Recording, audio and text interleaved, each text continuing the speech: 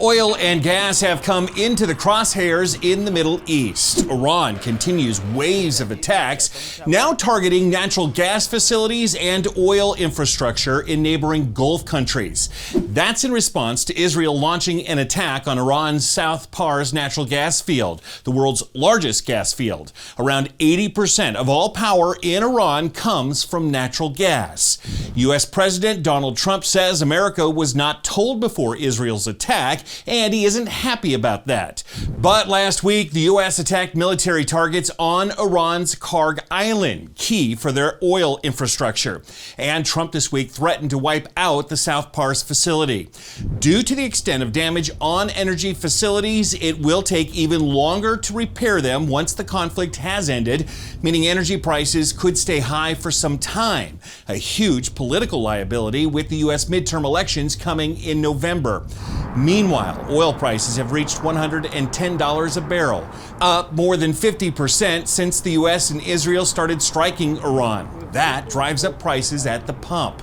And it's not just airstrikes. Most tankers are still not able to travel through the Strait of Hormuz, worsening the world's supply of fuel. And not only fuel, but another important commodity is being choked off by that narrow bend in the Gulf: fertilizer. And as spring planting begins, farmers are concerned. Fertilizer is vital to modern agriculture for improving soil fertility and crop yield. Roughly 15% of U.S. fertilizer imports in 2025 came from the Middle East.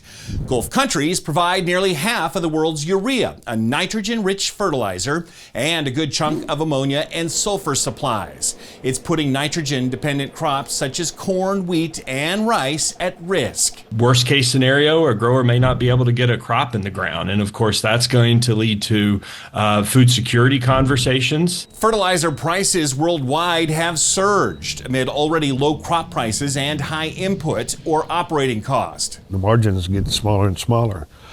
So we just have to really work hard to trim our cost and be as frugal as we can be, but still, provide the soil and the crop what it needs to grow and produce. We'll have to adapt either to plant a different crop that uses less fertilizer, or potentially reduce the amount of fertilizer that they use, which could have an impact on crop yields and ultimately prices.